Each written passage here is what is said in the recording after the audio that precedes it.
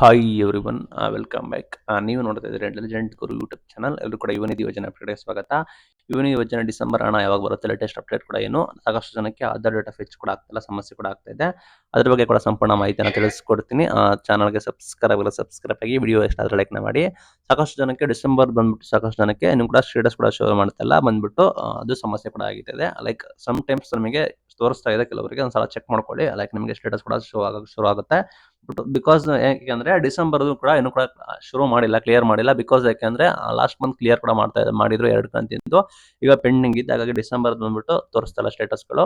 ಸದ್ಯದ ಮಟ್ಟಿಗೆ ನಂತರ ಒಂದು 2-3 ದಿನ ನಂತರ ನೀವು ಟ್ರೈ ಮಾಡಿ, ತೋರಿಸುವ ಸಾಧ್ಯತೆ ಕೂಡ ಇದೆ. ನಿಮಗೆ ಡಿಸೆಂಬರ್ ತಿಂಗಳು ಹಣ ಬಂದ್ಬಿಟ್ಟು ಈ ತಿಂಗಳು ಎಂಡ್ ಒಳಗಡೆ ನಾವು ಎಕ್ಸ್ಪೆಕ್ಟ್ ಕೂಡ ಮಾಡಬಹುದು, ಅಥವಾ ನೆಕ್ಸ್ಟ್ ಮಂತ್ಗೆ ಹೋಗ್ಬೋದು. ಬಿಕಾಸ್ ಯಾಕೆ ಅಂದ್ರೆ ಸರ್ಕಾರ ಇಷ್ಟೊತ್ತಿಗೆ ಬಿಡುಗಡೆ ಮಾಡಬೇಕಿತ್ತು. ಡಿಸೆಂಬರ್ದು ನಿಮಗೆ ಡಿಸೆಂಬರ್ ತಿಂಗಳಲ್ಲೇ ಬಿಡೋದಿಲ್ಲ, ಅದನ್ನು ಜನವರಿಗೆ ನಿಮಗೆ ಜಮೆ ಮಾಡ್ತಾರೆ.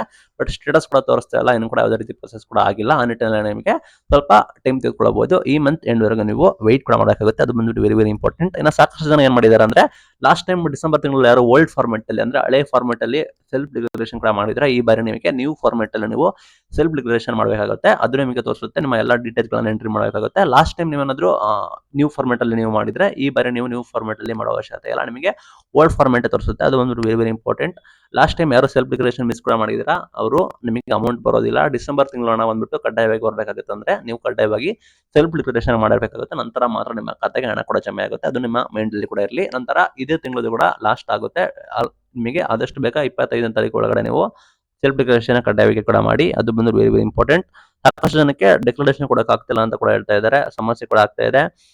ಲೈಕ್ ಆಧಾರ್ ಫೆಚ್ ಕೂಡ ಆಗ್ತಾ ಇಲ್ಲ, ನಿಮ್ಮ ಎಜುಕೇಶನ್ ಡೀಟೇಲ್ಸ್ ಅಪ್ಡೇಟ್ ಕೂಡ ಆಗ್ತಾ ಇಲ್ಲ ಅಂತವರಿಗೆ ದಯವಿಟ್ಟು ನಂತರ ಟ್ರೈ ಮಾಡಿ. ಇದು ಸ್ಟಾರ್ಟಿಂಗ್ ಸಮಸ್ಯೆ ಕೂಡ ಆಗ್ತಾ ಇರುತ್ತೆ. ಆಧಾರ್ ಫೆಚ್ ಆಗ್ತಾ ಇರಲ್ಲ, ನಿಮ್ದು ಮಾಹಿತಿಗಳ ಎಂಟ್ರಿ ಮಾಡಕ್ ಆಗ್ತಾ ಇರಲ್ಲ, UG PG ನಿಮ್ದು ಕರೆಕ್ಟ್ ಆಗಿ ಸೆಲೆಕ್ಟ್ ಕೂಡ ಆಗ್ತಾ ಇರಲ್ಲ, ಈ ಸಮಸ್ಯೆ ಕೂಡ ಆಗ್ತಾ ಇದೆ. ಅದನ್ನ ನಿಮಗೆ ಮತ್ತೊಂದ್ಸಲ ಟ್ರೈ ಮಾಡಿ.